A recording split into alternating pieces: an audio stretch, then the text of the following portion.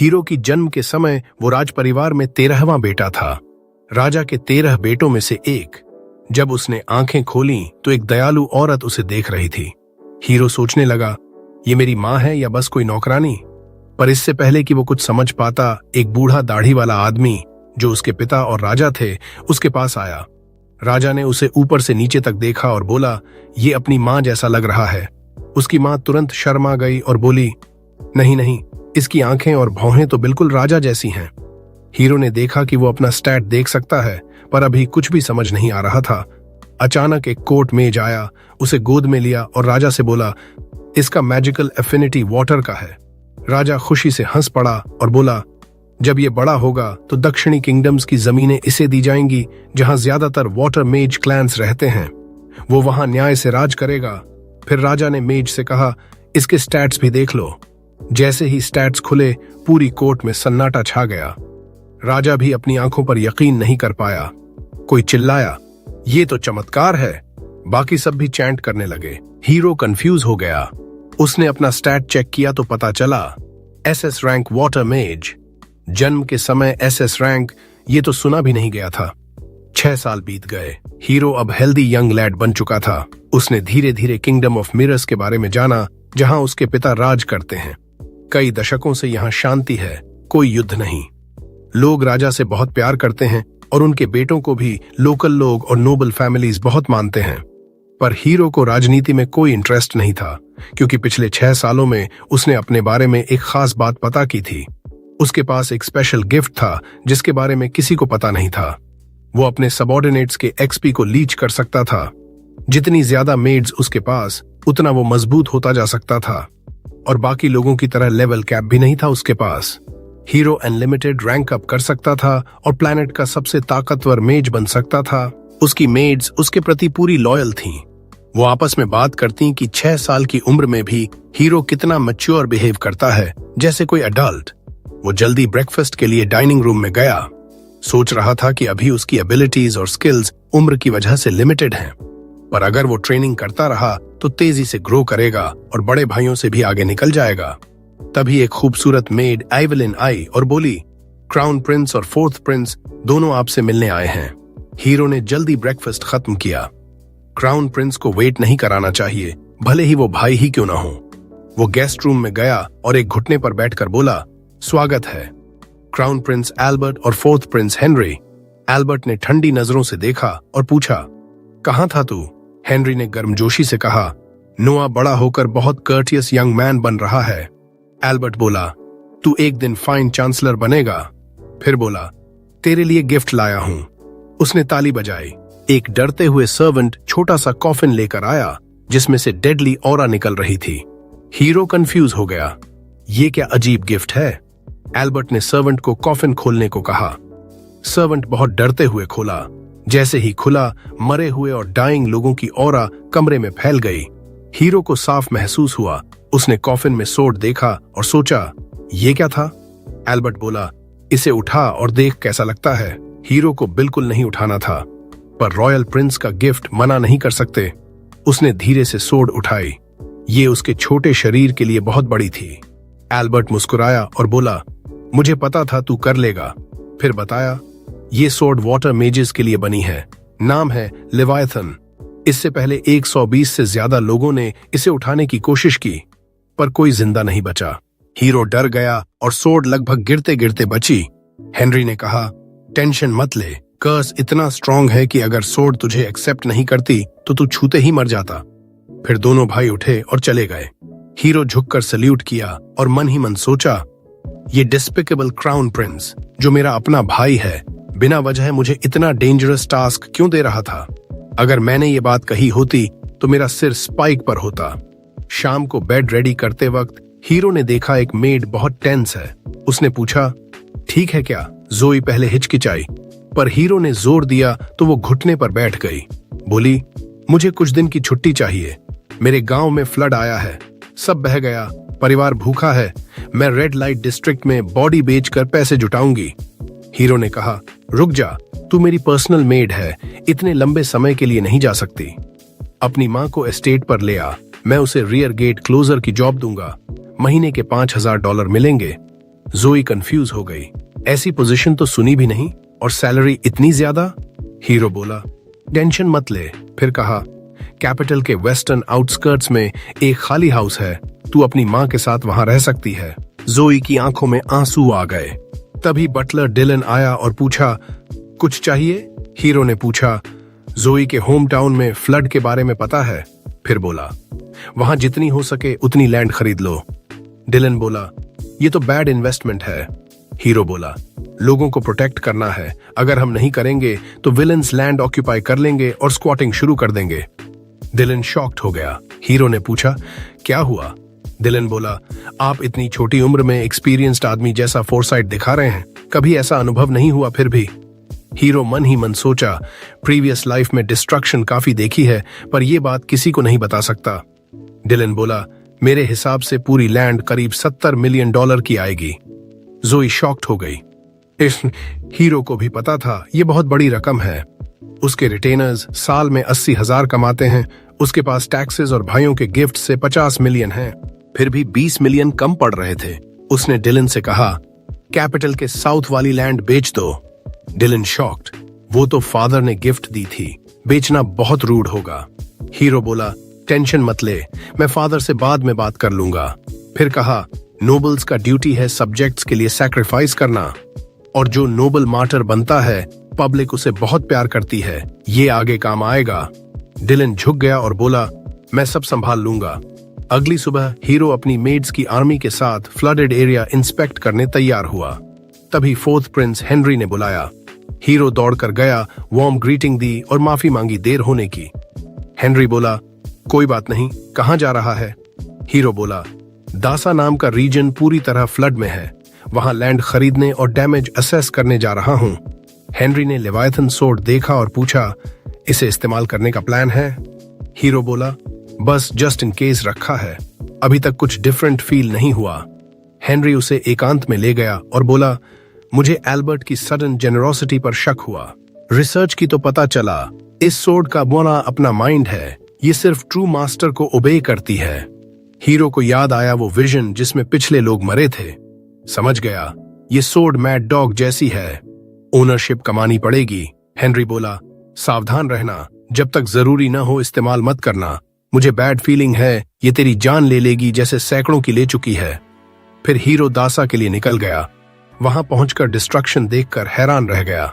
Dylan से बोला, पास के गवर्नमेंट ऑफिस जाकर लैंड डीड्स पता करो। फिर जोई के साथ विलेज में गया, देखा लोग क्रूडली बने शेल्टर्स में गवर्नमेंट रिलीफ फूड ले रहे हैं। थोड़ा खुश हुआ, पर पॉरेज खाते ही खुशी गायब। इतना खराब कैसे हो सकता है? वो लोकल ऑफिशियल से शिकायत करने वाला था। तभी लॉर्ड गाल इंस्पेक्शन के लिए आया। हीरो सोचा अब ये खराब फूड पर एक्शन लेगा, पर गाल ने नाक बंद करके बोला, ये सफिशिएंट है। कुक्स खुश हो गए। चीफ कुक बोला, महल में आपका खाना तैयार है। गाल तुरंत फीस्ट के लिए चल पड़ा। हीरो से बर्दाश्त नहीं हुआ, सीधे आगे गया और बोला, गाल तू करप्ट लिटिल बास्टर्ड है, टाइनी पीपी वाला। गाल का ईगो हर्ट हुआ और उसने सोर्ड निकाल ली। हीरो ने तुरंत लेवायथन को कॉल किया। उम्मीद की सोर्ड उसे मार डालेगी। सोर्ड उड़कर आई। पहले लगा ओबे कर रही है, पर अचानक रेजिस्ट करने लगी। पावरफुल सिनिस्टर ऑरा से हीरो जलने लगा, फिर भी हीरो पीछे नहीं हटा। आखिरकार सोर्ड पर काबू पा लिया। लेजेंडरी ब्लेड अडेजिटी अब उसकी थी। गाल का कोई चांस नहीं था। हीरो ने अटैक पैरी किया, फिर बोला, डिजास्टर के समय लोकल्स को चीट करने की सजा मौत है। एक स्विफ्ट स्लैश से सिर धड़ से अलग। सब शॉक्ड। गार्ड्स ने घेर लिया। हीरो मारा जाता, पर उसने सोर्ड जमीन में मारा। बहुत गहरा गड्ढा बन गया। केओस हुआ। नाइट रोवन आया, जो नए मैनेजर थे। उसने हीरो को पहचाना और घुटने पर बैठ गया। सबने फॉलो किया। हीरो बोला, सबसे पहले सबको अच्छा खाना मिलना चाहिए। रोवन माफी मांगकर काम पर लग गया। कुछ दिन बाद हीरो कैपिटल वापस बुलाया गया। सोचा डांट पड़ेगी, पर राजा ने तारीफ की। फिर स्टैट्स चेक किए, ग्रो हो चुके थे। राजा बोला, शुक्रिया, मुझे किंगडम चलाने में तुझे और मदद चाहिए। कुछ दिन कैपिटल में रहा। ये किंगडम का दिल था, सबसे प्रॉस्परस जगह। टैलेंटेड लोग यहाँ काम ढूंढने आते थे। हीरो का प्लान था किसी टैलेंटेड को अपने साथ जोड़ना, स्टैट्स बढ़ाना। पहली कैंडिडेट एक यंग गर्ल जो इनक्रेडिबल सिंगर थी, अप एंड कमर के तौर पर चर्चा में थी। हीरो ने थिएटर पता किया, जोई के साथ बैठ गया। जल्दी ही टॉप हैट वाली यंग गर्ल एली स्टेज पर आई, गाना शुरू किया। हीरो उसकी आवाज में खो गया। टेक्निकल बेस्ट नहीं, पर पैशन बहुत था। सोचा राइट ट्रेनिंग से ग्रेट बन सकती है। उसे अंडर विंग लेने का मन हुआ, पर परफॉर्मेंस खत्म होने से पहले गूंज थिएटर में घुस आए, चिल्लाए, ओली डम एस बंद कर। सब डर गए। गूंज स्टेज की तरफ बढ़े। एक वर्कर रोकना चाहा, पर फैटी ने धक्का दिया और स्टेज पर चढ़ गया। ओली से बोला, पैसे दे, तेरे पिता का डेट है, ये सिंगिंग से पैसे नहीं आएंगे। ओली कांपते हुए बोली, प्लीज जाने दो, मैं कोशिश कर रही हूँ, जल्दी पे कर दूंगी। फैटी बोला, ये गार्बेज वे है, अगर क्विक और इजी पैसा चाहिए तो। लेकिन लड़की कहती है कि वो रिस्पेक्टेड गर्ल है, ऐसी नीची हरकतें कभी नहीं करेगी। फैटी ये गुस्से में धमकी देता है, अगर नहीं मानी तो दोनों टांगें तोड़ देगा। तभी हीरो बीच में कूद पड़ता है। फैटी को बोलता है, लड़की से दूर हो जा अभी। फैटी मुड़कर हीरो को कहता है, जा अपनी मॉम की गोद में बैठ, दूध पी, वरना तेरी पिटाई कर दूंगा। हीरो को कोई फर्क नहीं पड़ता। वो सीट से कूदता है और स्टेज की तरफ बढ़ता है। बोलता है, बच्चों को उनके पेरेंट्स की लॉ मानने के लिए मजबूर करना इलीगल है, इंपीरियल लॉ के अकॉर्डिंग। और किसी को डेट चुकाने के लिए, बॉडी बेचने के लिए फोर्स करना भी इलीगल है। फैटी गुस्से में हीरो का कॉलर पकड़ता है, उसे हवा में उठा लेता है। कहता है, आज तेरा आखिरी दिन है धरती पर। लेकिन उसे पता नहीं किससे पंगा ले रहा है। हीरो बस उंगलियों की एक हल्की सी हरकत करता है और मेनेसिंग पर्पल ऑरा बनती है। तीनों गूंज जमीन पर गिर पड़ते हैं। हीरो सोर्ड निकालता है और फैटी की तरफ तान देता है। गूंज समझ जाते हैं कि अब केस हाथ से निकल गया है। वे पूंछ दबाकर भागने लगते हैं। जोई घायल वर्कर के पास जाती है और उसे उठाने में मदद करती है। हीरो वर्कर से कहता है, अगर ये लोग दोबारा आएं किसी को हरास करने तो मुझे भेज देना। जोई उसे बिजनेस कार्ड देती है। वर्कर हैरान हो जाता है, ये लड़का असल में इस किंगडम का प्रिंस है। हीरो को फैनफेयर से कोई मतलब नहीं। वो मुड़कर आली से पूछता है, तुम्हारा मंथली एक्सपेंस कितना है? वो सोचती है अपनी माँ के ट्रीटमेंट का भी खर्चा है, फिर बताती है लगभग $600 के आसपास। हीरो कहता है, मैं तुम्हें हर महीने $2500 दूंगा ताकि तुम सिंगिंग पर फोकस कर सको और बेहतर बन सको। वो सुनकर शॉक्ड हो जाती है, यकीन नहीं होता। हीरो आगे कहता है, जैसे जैसे तुम बेहतर होती जाओगी सैलरी भी बढ़ती जाएगी। फिर वो कहता है, बस गाना पूरा करो, मुझे अंत सुनना है, और वापस अपनी सीट पर चला जाता है। शाम को जब हीरो घर लौटता है, मेड्स उसे ग्रीट करती हैं। तभी वो देखता है दोपहर के वे गूंज जमीन पर सिर झुकाए खड़े हैं, बेगिंग कर रहे हैं कि उन्हें ऑडियंस मिले, माफी मांगना चाहते हैं। हीरो समझ जाता है अब इन्हें पता चल गया कि वो प्रिंस है, फिर भी वो इन्हें एंटरटेन नहीं करता। मेड से कहता है, इन्हें वापस भेज दो, प्रिंस के पास रैंडम लोगों से मिलने का टाइम नहीं है। तभी उसका बड़ा भाई हेनरी आता है, कहता है, सही फैसला किया, इन प्लेब्स से कभी भी मिलने लगोगे तो प्रिंस की अथॉरिटी कम हो जाएगी। हीरो बताता है, सिर्फ इसलिए नहीं टाला, मैं चाहता हूं कि ये सोचें कि मैं अभी भी उस लड़की वाली हरकत से बहुत गुस्से में हूं, शायद इससे डर जाएं और दोबारा उसे परेशान न करें। हेनरी पूछता है, वो लड़की कौन है, तुम इतना इन्वेस्टेड क्यों हो? हीरो कहता है, वो बहुत अच्छी सिंगर है, अगर वो इम्प्रूव करती रही तो किंगडम के लिए एसेट बन सकती है। हेनरी मुस्कुराता है, कहता है, तुम बहुत यंग हो, फिर भी सिचुएशन की कॉम्प्लेक्सिटी समझते हो जैसे एडल्ट। गैरी तुम्हारे एज का है लेकिन बच्चा बना रहता है, तुम जितने स्मार्ट नहीं है वो। हीरो पोलाइटली कहता है, गैरी भी जल्दी समझने लगेगा। वो जानता है कि हेनरी और गैरी असली ब्लड ब्रदर्स हैं, सेम मदर से, वो अलग मदर से है। हेनरी बात को सोड पर ले आता है, कहता है, सोचा नहीं था पॉसिबल होगा, लेकिन तुमने सीरियसली सोड मास्टर कर लिया। पूछता है, वो सोड कहाँ है, इतना बड़ा कैसे कैरी करते हो? हीरो उठता है, मैजिक यूज करता है, सोड तुरंत उसके सामने समन हो जाता है। हेनरी शॉक्ड हो जाता है, कहता है, पहली बार किसी को ऐस से चीज निकालते देखा, कितना अंदर डाला था, दर्द हुआ? हीरो हंसते हुए कहता है, ऐसा कुछ नहीं, सोड को स्मॉल साइज में श्रिंक करता हूं, फिर स्लीव के अंदर हाइड कर देता हूं। हेनरी हैरान होकर बैठ जाता है, सांस छोड़ते हुए कहता है, तुम सच में अमेज करते हो। ये सोड कर्स्ड माना जाता था, 200 साल से ज्यादा समय से नेशनल ट्रेजर्स में बंद था। रिटन हिस्ट्री में कोई नहीं जीत पाया था इस ब्लेड को। रात को हीरो एक सेलिब्रेशन में जाता है, वहां वो गूंज अभी भी जमीन पर पड़े दिखते हैं। फैटी फिर गुस्सा होकर चिल्लाता है, मुझे इग्नोर मत कर, कहीं भी मार सकता हूं तुझे, हाई एंड माइटी मत बन। हीरो जवाब में सोर्ड से थोड़ी सी एनर्जी रिलीज करता है। फैटी फिर घुटनों पर गिर पड़ता है। हीरो कैरेज में बैठकर वहां से निकल जाता है। एक ओल्ड मैन नाम राय उसे अंदर वेलकम करता है। बॉल रूम में खबर फैलती है, 13वां प्रिंस आ गया। सब एक्साइटेड हो जाते हैं। राय सोर्ड के बारे में पूछता है। हीरो बताता है, ये लेजेंडरी सोर्ड है, कर्स्ड माना जाता था, क्राउन प्रिंस एल्बर्ट ने पर्सनली गिफ्ट किया है। सब इंप्रेस हो जाते हैं। Personal gift from crown Prince बहुत बड़ी बात है। तभी एक फ्रैजाइल ईगो वाला आदमी जोर से बोलता है, ये सोर्ड रेप्लिका टॉय होगा। पूरे रूम में सुनाई देता है, चुप्पी छा जाती है। सब हीरो की तरफ देखते हैं। वो आदमी पैंट्स में गीला होने लगता है। हीरो फिंगर भी नहीं हिलाता। सोर्ड से डेथली ऑरा निकलती है। पूरा रूम कवर हो जाता है। सब ट्रांस में चले जाते हैं, मौत के करीब महसूस करते हैं। हीरो सोर्ड को रोकता है, ऑरा चली जाती है। राय कहता है, सबको लगा जैसे मौत सामने है। थोड़ी देर बाद हीरो छोटे थ्रोन पर बैठता है। सब होमेज देने आते हैं, फेवर लेने की कोशिश करते हैं। सब बोरिंग लगते हैं हीरो को। आखिर में ब्लॉन्ड आदमी एलन आता है। अपनी अडॉप्टेड डॉटर सिंडी को इंट्रोड्यूस करता है। लड़की हीरो के प्रेजेंस से अलर्ट लगती है। हीरो इग्नोर करता है। एलन से पूछता है, कैसे अडॉप्ट किया? एलन बताता है, स्लेव मार्केट से खरीदा था। बहुत will power, quick learner, socially intelligent. कोई अपना बच्चा नहीं था तो अडॉप्ट कर लिया। हीरो मुस्कुराता है, कहता है, ऐसी स्टोरीज पसंद है मुझे। दोनों को मैंशन पर इनवाइट करता है और बात करने को। एलन खुश हो जाता है। हीरो बाद में रे को बताता है, मैंने इन्हें इसलिए एक्नॉलेज किया क्योंकि सिंडी मेरी पावर के बारे में अवेयर है। डेमोन्स्ट्रेशन के लिए थोड़ी एनर्जी रिलीज करता है। सिंडी तुरंत मुड़कर चेक करती है, अटैक तो नहीं आ रहा। कुछ दिन बीतते हैं। हीरो मार्केट में स्ट्रोल कर रहा होता है। 8th प्रिंस ऑस्कर मिलता है।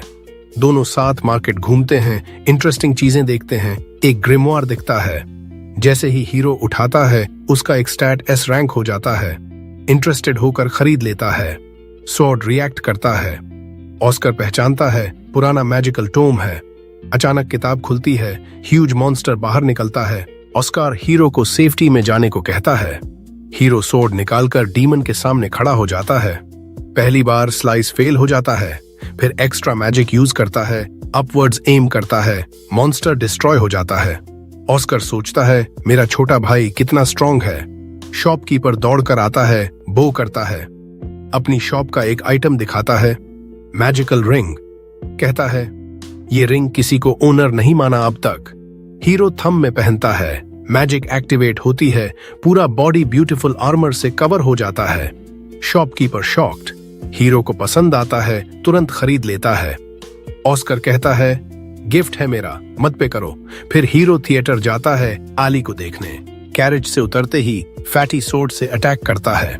हीरो रिंग का शील्ड यूज करके ब्लॉक कर लेता है। कैरेज ड्राइवर फैटी को सबड्यू करके पकड़ लेता है। हीरो इग्नोर करता है, ऑडिटोरियम में जाता है। वहां 2 ड्रंक मैन आली के ऊपर लड़ रहे हैं। हीरो मैजिक से उनके क्लोथ्स डिस्ट्रॉय कर देता है। वे नेकेड भाग जाते हैं। हीरो ओनर को बुलाता है। सिक्योरिटी की कमी पर डिसअपॉइंट बताता है। पूरी थिएटर खरीदने का ऑफर देता है। ओनर हेजिटेट करता है। $1,00,000 निकालती है। ओनर तुरंत बेच देता है। जोई थैंक्स करती है, डेट रिपे नहीं कर पाएगी। हीरो कहता है, सिंगिंग पर फोकस करो, एक दिन किंग के सामने गाना है तुम्हें। फिर बैठ जाता है। अली उसके लिए स्पेशल सॉन्ग गाती है। अगले दिन मेड्स हीरो को रेडी करती हैं। अपॉइंटमेंट है। डेड नाम का गवर्नर मिलने आया है। हॉल जॉय रीजन का गवर्नर हीरो के डोमेन में। हीरो उसे बुलवाता है। डेड नील करके फॉर्मल स्पीच शुरू करता है। हीरो स्किप करने को कहता है, बैठने को बोलता है। पूछता है, पहले मिले थे ना 2.5 साल पहले? डेड हाँ कहता है। हीरो पूछता है, जॉब कैसी चल रही है? फ्लड के बाद सिचुएशन? डेड का चेहरा ग्लूमी हो जाता है। हीरो समझ जाता है, हालत अच्छी नहीं। हॉलजॉय एम्पायर का मेजर फूड ग्रेन एरिया है, लेकिन फ्लड प्रोन है। एम्परर ने वाटर मेज बैकग्राउंड वाले डेड को इसलिए गवर्नर बनाया था। हीरो प्रॉब्लम्स पूछता है। डेड बताता है, फंडिंग नहीं है, बिना पैसे के कुछ नहीं हो सकता। हीरो हैरान, इंपीरियल ऑर्डर था फंड्स इश्यू करने का। डेड कहता है, होम मिनिस्ट्री फंड्स रोक रहा है, एक्सक्यूजेस बनाता है। हीरो समझता है, डेड को साथ लेकर फाइनेंस मिनिस्टर मैवरिक के पास जाता है। मैवरिक जूसी स्टेक खा रहा है। हीरो सीधा पूछता है, हॉलजॉय को रीबिल्ड के पैसे क्यों नहीं दे रहे? मैवरिक रीजन बताने लगता है। हीरो वॉर्न करता है, अगर बोला कि बच्चा नहीं समझेगा तो स्टेक तेरी गांड से खिला दूंगा। मैवरिक अनॉयड लेकिन प्रिंस से नहीं बोल पाता। बताता है, एम्परर ने फ्लड की वजह से टैक्स एग्जेम्प्ट कर दिया था साल भर। सेव्ड मनी से रीबिल्ड कर लो। हीरो उसे कॉल आउट करता है। टैक्स इसलिए एग्जेम्प्ट किया क्योंकि उनके पास पैसे नहीं थे। फिर पूछता है, हॉलजॉय के लोगों के पास पैसे हैं क्या? मुझे अंडर एस्टिमेट कर रहे हो क्योंकि मैं किड हूं। मैवरिक घबरा जाता है। स्टोरी चेंज करता है। अभी मिनिस्ट्री के पास पैसा नहीं, एम्परर के लिए समर रिट्रीट बना रहे हैं। ग्रैंड होना चाहिए, पूरा सिटी बन रहा है लग्जरी के लिए। डेड सोचता है, अब एम्परर का नाम आया, कुछ नहीं कह सकते, लेकिन हीरो एम्परर का बेटा है। हीरो बोलता है, एम्परर का डिसरिस्पेक्ट कर रहे हो। वो लग्जरियस विला चाहेगा जबकि लोग स्ट्रगल कर रहे हैं। मैवरिक घुटनों पर गिरता है, कहता है, मिसअंडरस्टैंडिंग है। तुरंत फंड्स डिस्ट्रीब्यूट करवाता हूं। सर्वेंट्स को ऑर्डर देता है। हीरो चाय पीते हुए काम बैठता है। डेड नेगोशिएशन से इम्प्रेस्ड हो जाता है। हीरो की स्किल्स देखकर वो बहुत तारीफ करने लगता है। कहता है कि तुम्हारे पास कमाल की स्किल्स हैं, तुमने एक पुराने चालबाज को आसानी से पकड़ लिया। फिर माफी मांगता है कि वो तुम्हें इस्तेमाल करके पैसे निकालने की कोशिश कर रहा था। जमीन पर गिरकर ग्राल को प्रणाम करता है। हीरो को भी समझ आ जाता है कि डेड बस प्रिंस होने की वजह से मंत्री पर दबाव डालकर पैसे लेना चाहता था, लेकिन हीरो को कोई फर्क नहीं पड़ता क्योंकि वो लोगों की मदद तो करता ही। फंड्स मिलते ही डेड तुरंत अपने टेरिटरी को दोबारा बनाने के लिए निकल जाता है। तभी पैलेस से मैसेंजर आता है, एम्परर ने हीरो को बहुत जरूरी बुलाया है। हीरो बिना टाइम वेस्ट किए पैलेस पहुंच जाता है। अपने डैड को देखता है जो कबूतरों को खिला रहे हैं मन शांत करने के लिए। एम्परर बात शुरू करते हैं, तुमने उस लालची फाइनेंस मिनिस्टर को पूरी तरह हरा दिया अपनी बुद्धि से। हीरो हैरान रह जाता है कि डैड को ये सब कैसे पता चल गया जो अभी अभी हुआ था। उसके मन में सवाल इतने जोर से उठ रहे हैं कि एम्परर पहले ही समझ जाते हैं। कहते हैं, जानकारी सबसे बड़ी हथियार है बेटा, इसे हमेशा चमकदार रखना। हीरो ये बात दिल में उतार लेता है। फिर कहता है कि मैंने तो बस जो सही था वो किया। एम्परर जवाब देते हैं, सही काम करना ज्यादातर लोगों के लिए आसान नहीं होता। वो तारीफ में बह जाते हैं और सही गलत भूल जाते हैं। फिर मुड़कर हीरो के सिर पर प्यार से हाथ फेरते हैं। कहते हैं, 6 साल की उम्र में तुम दुनिया के ज्यादातर लोगों से बेहतर हो। फिर कहते हैं, उठो बेटा, तुमने लेजेंडरी सोर्ड लेवायथन को मास्टर कर लिया है, जिसका डरावना इतिहास देखकर लोग डर जाते हैं। हीरो को भी अब समझ आ रहा है कि सोर्ड कितना खतरनाक है, कई उदाहरण देख चुका है। एम्परर कहते हैं, अब तुम्हें इस वेपन को सही तरीके से इस्तेमाल करने की तकनीक भी सीखनी चाहिए, इसलिए मैंने तुम्हारे लिए एक सोर्ड्समैनशिप इंस्ट्रक्टर रखा है। तुरंत एक अनुभवी नाइट डेमियन घुटनों पर बैठ जाता है। एम्परर बताते हैं, ये एम्पायर का सबसे बड़ा सोर्ड्समैन है। डेमियन तुरंत कहता है, मुझे प्रिंस के साथ एक बाउट करने की इजाजत दीजिए। मैं उसकी रॉ स्किल और पोटेंशियल देखना चाहता हूँ, तभी स्टूडेंट बनाऊंगा। एम्परर इजाजत दे देते हैं। हीरो समझ जाता है कि डैड को डेमियन पर पूरा भरोसा है। डेमियन अपनी बड़ी स्वॉर्ड निकालता है, कहता है, जितना चाहो अटैक करो। हीरो स्टांस लेता है, लेकिन तभी उसका स्वॉर्ड बेकाबू होने लगता है। वो उसे काबू करने की कोशिश करता है और अटैक करता है। डेमियन उसके पहले स्ट्राइक से इम्प्रेस हो जाता है। हीरो को लेवायथन के पिछले यूजर्स की यादें आने लगती हैं। उन यादों से वो कुछ ही झटकों में डेमियन को डिसआर्म कर देता है। नाइट हार मान लेता है। एम्परर से कहता है, मैं इसे कुछ नहीं सिखा सकता, इसकी टेक्निक स्वॉर्ड मास्टर के लेवल पर है। एम्परर गर्व से हंसते हैं, फिर हीरो को रिवॉर्ड देते हैं। इस साल के नाइट सिलेक्शन एग्जाम का हेड जज तुम बनोगे। हीरो खुशी खुशी जिम्मेदारी ले लेता है, क्योंकि उसे पता है एम्पायर के सारे स्किल्ड वॉरियर्स इसमें हिस्सा लेते हैं। जीतने वाला नोबिलिटी रैंक तक पहुंच सकता है। विनर का पहला काम हेड जज का सबोर्डिनेट बनना होता है। हीरो सोचता है, एक मजबूत वॉरियर मेरे कमांड में होगा तो मैं और स्ट्रॉन्ग हो जाऊंगा। एम्परर पूछते हैं, एग्जाम एलिमिनेशन मोड में हो या लीग फॉर्मेट में, लेकिन हीरो जवाब देने की बजाय सरप्राइज रिक्वेस्ट करता है। वो चाहता है कि रीजनल प्रीलिमिनरी राउंड हटा दिया जाए, पूरी एग्जाम कैपिटल में हो, ताकि वो खुद सारे वॉरियर्स को जज कर सके, कोई टैलेंटेड वॉरियर गलत वजह से बाहर न हो। एम्परर कहते हैं, जो करना है करो। फिर हीरो घर लौटता है। जो से नाइट सिलेक्शन एग्जाम की बात करता है, पूछता है, तुम्हारे विलेज से भी कोई कैंडिडेट जाता है? जो कहती है, हाँ, हर साल एक ही लड़के को भेजते हैं, उम्मीद करते हैं कि वो विलेज का नाम रोशन करेगा। हीरो बताता है, इस बार प्रीलिम्स नहीं है तो तुम ज्यादा लोग भेज सकते हो। लेकिन जो शर्माते हुए कहती है, टैलेंट की कमी नहीं, पर एक ही लड़के को भेज पाते हैं क्योंकि कैपिटल में सब कुछ बहुत महंगा है, खाना, रहना। गोफंडमी भी खोलते हैं, फिर भी पैसे नहीं जुट पाते।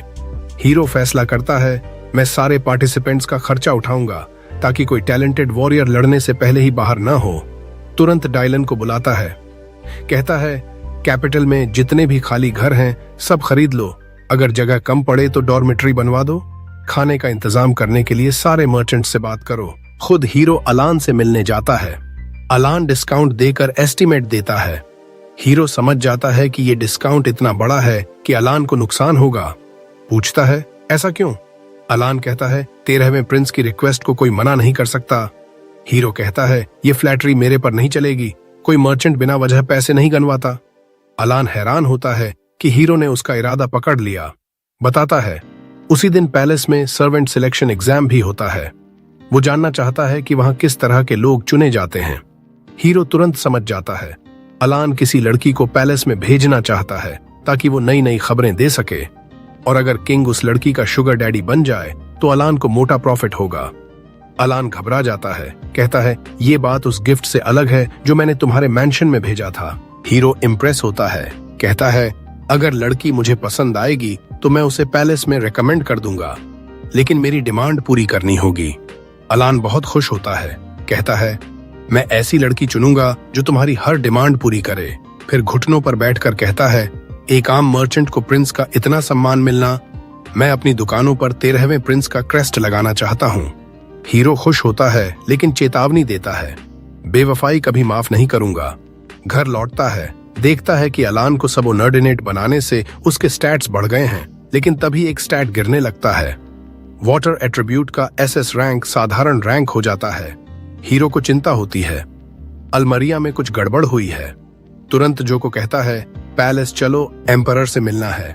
कुछ मिनट बाद वो एम्परर के सामने होता है। बताता है, अलमरिया में कुछ बुरा हुआ है। एम्परर की आवाज से हीरो समझ जाता है, उन्हें पहले से पता था। एम्परर कहते हैं, मुझे शक था लेकिन प्रूफ नहीं था। तभी एक सर्वेंट आकर कान में कुछ फुसफुसाता है। एम्परर कंफर्म करते हैं, कहते हैं, अलमरिया में रिबेलियन हो गई है। पूछते हैं, तुम्हें कितनी बड़ी लग रही है? हीरो सोचता है, सिर्फ एक स्किल गिरी है तो बहुत बड़ी नहीं होगी। एम्परर कहते हैं, करीब 5000 रिबेल्स दिखे हैं। पूछते हैं, क्या तुम खुद इसे दबाने का प्लान बनाओगे? हीरो कहता है, अभी मुमकिन नहीं, मैं छोटा हूँ, कम्बैट का एक्सपीरियंस नहीं है। सिपाही मेरी बात पूरी तरह मानेंगे या नहीं पता नहीं, बेहतर होगा कोई और प्रिंस जाए। एम्परर हीरो की समझदारी से हैरान होते हैं। कहते हैं, ठीक है, तुम्हारी बात मानता हूँ, किसे भेजना चाहते हो? हीरो कहता है, हेनरी सबसे अच्छा ऑप्शन है, मुझे उस पर भरोसा है। एम्परर हेनरी को हीरो के साथ रिबेल्स को दबाने भेज देते हैं। हेनरी पूछता है, क्या तुम सच में ग्लोरी किसी और को देना चाहते हो? बैटलफील्ड में मेरिट बहुत काम आता है आगे चलकर। हीरो कहता है, मुझे अभी एक्सपीरियंस चाहिए, मेरी गलत लीडरशिप से सिपाहियों की जान नहीं जानी चाहिए। तभी उसका सोर्ड हॉस्टिलिटी महसूस करता है। हीरो तुरंत गाड़ी रुकवाता है, समझ जाता है कुछ दुश्मन मेरी जान लेने आए हैं। वो भाई पर भरोसा करने की बजाय खुद सामना करने का फैसला करता है। गाड़ी से कूद जाता है, रास्ते के सारे टॉर्च बुझ जाते हैं।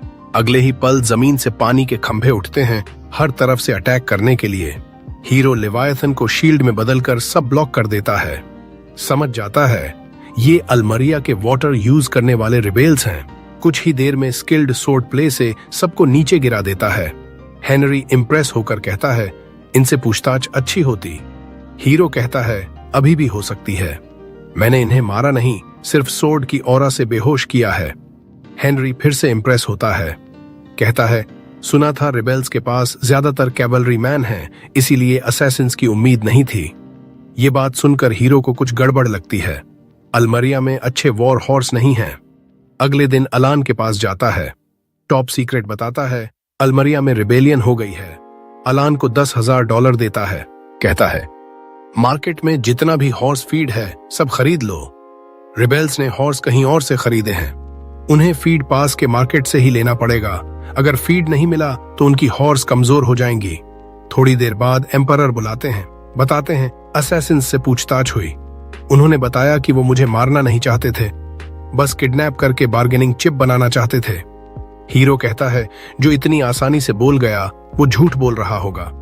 एम्परर मुस्कुराते हैं, तुम्हारी कॉमन सेंस कमाल की है, मेरे पास झूठ पकड़ने का तरीका है। हीरो टॉर्चर में इंटरेस्ट नहीं लेता, एम्परर पर भरोसा कर लेता है। एम्परर तारीफ करते हैं, तुमने रिबेल्स को इतनी जल्दी डील कर दिया, अगर तुम पकड़े जाते तो मुश्किल हो जाती। और हॉर्स पर फोकस करने का आइडिया भी कमाल का था।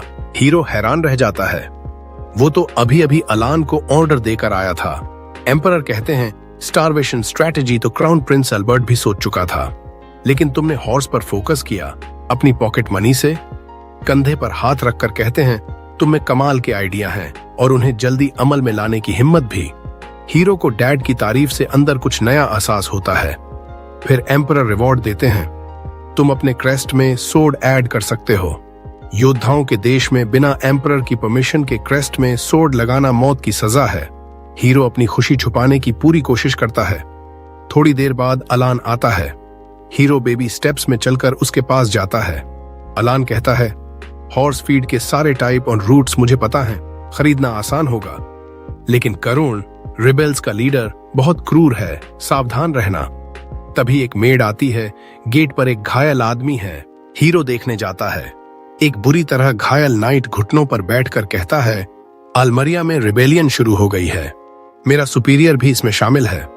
मैंने उसका साथ नहीं दिया, बल्कि आपको रिपोर्ट करने आया। अलान सोचता है ये आदमी बेकार में जान जोखिम में डाल आया, हमें तो पहले से पता था। हीरो शुक्रिया अदा करता है, मेड को ऑर्डर देता है इसका इलाज करो। जाते जाते मुड़कर कहता है इस नाइट को $1000 रिवॉर्ड दो। अलान पूछता है पहले से पता थी, जानकारी के लिए पैसे क्यों जला रहे हो? हीरो कहता है मैं जानकारी के लिए नहीं, उसकी लॉयल्टी और बहादुरी के लिए रिवॉर्ड दे रहा हूँ। रात को जो ऑफिस में आती है बहुत परेशान, जमीन पर गिर पड़ती है। हीरो पूछता है क्या हुआ? जो पहले $500 की थैली और एक छोटी बोतल देती है, कहती है किसी अनजान आदमी ने ये रिवॉर्ड दिया। बोतल में स्लीपिंग मेडिसिन है, मुझे तुम्हें ये पिलाकर रिबेल्स के हवाले करना था। हीरो समझ जाता है रिबेल्स मुझे हर हाल में चाहते हैं। पूछता है बोतल मेरे पास क्यों लाई? जो रोने लगती है, कहती है उन्होंने धमकी दी थी कि अगर मैंने ऐसा नहीं किया तो मुझे मार देंगे, लेकिन मैं तुम्हें कभी धोखा नहीं दे सकती। हीरो चुपचाप डेस्क पर जाता है, $5000 का चेक लिखता है।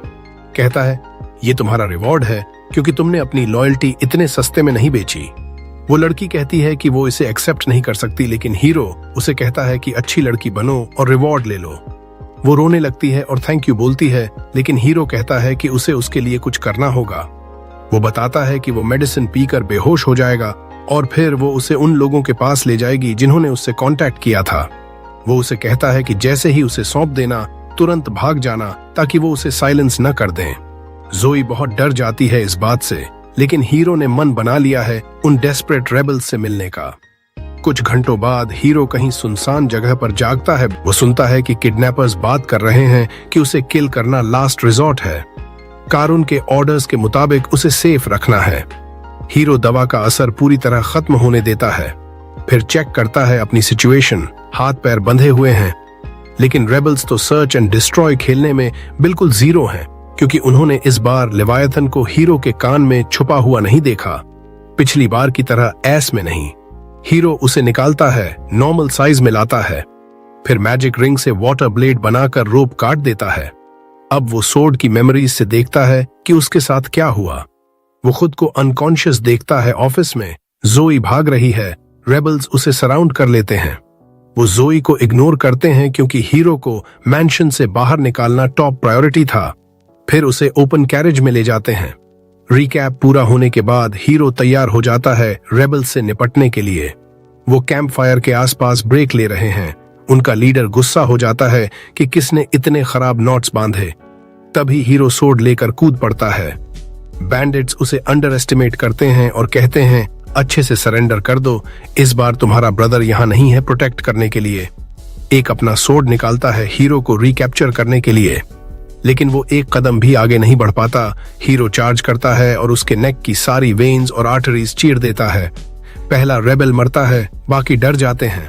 हीरो कहता है कि वो इन्फॉर्मेशन लेना चाहता था, लेकिन यहाँ सब इडियट हैं। ये भी नहीं जानते कि असैसिन्स को हेनरी ने नहीं हराया था। रेबल्स लड़ने को तैयार होते हैं, लेकिन हीरो उन्हें एफर्टलेसली स्मोक कर देता है। तभी वो देखता है जोई नाइट्स का ग्रुप लेकर आ रही है। वो पूछता है, तू यहाँ क्या कर रही है? जोई कहती है वो बहुत वरी हो गई थी, इसलिए नाइट्स को लेकर सेव करने आई, लेकिन जरूरत नहीं पड़ी क्योंकि सब रेबल्स पहले ही हार चुके हैं। हीरो आगे बुलाता है नाइट्स के कैप्टन को और कहता है रेबल्स को ले जाओ। तभी एक रेबल के हाथ से वियर्ड लुकिंग डैगर गिरता है। एक नाइट उसे उठाने वाला होता है, लेकिन हीरो को सेंस होता है कुछ गड़बड़ है। वो तुरंत स्टॉप बोलता है, सबको पीछे हटने को कहता है। वो डैगर की तरफ बढ़ता है, उसमें स्ट्रॉन्ग कर्स्ड एनर्जी निकल रही है। हीरो को लेवायथन की मास्टरी की वजह से फील हो रही है। उसे याद आता है रेबल्स की बात कर्स्ड डैगर की, जो लास्ट रिजॉर्ट में यूज करने वाली थी उसे किल करने के लिए। वो कर्स लगाने वाले की हेट्रेड सेंस करता है और एक पल के लिए उसका चेहरा भी दिखता है। हीरो तुरंत रिकॉग्नाइज कर लेता है वो रेबल्स का लीडर है। वो डिसाइड करता है पर्सनली डील करने का। हीरो लेवायथन से पूछता है क्या वो प्लान में हेल्प कर सकता है, क्योंकि लेजेंडरी वाटर एलिमेंट सोर्ड के लिए ये आसान होगा। लेवायथन ग्लो करता है पॉजिटिव आंसर में। हीरो उसकी कर्स्ड एनर्जी चैनल करता है और कर्स्ड वाटर की स्ट्रीम स्काई की तरफ शूट करता है। वो स्ट्रीम क्लाउड्स के ऊपर से गुजरती है, एम्पायर के आधे रास्ते तक जाती है और कारफन को हिट कर देती है। अगले दिन एम्परर हीरो को फिर समन करता है। वो नीचे झुककर हीरो के शोल्डर्स पर हाथ रखता है, प्रेज करने के लिए उस एक्स्ट्रॉर्डिनरी फीट के लिए। रिपोर्ट आया था कि रेबल्स के लीडर की मौत हो गई, फोरहेड के बीच में होल बना वाटर जेट से।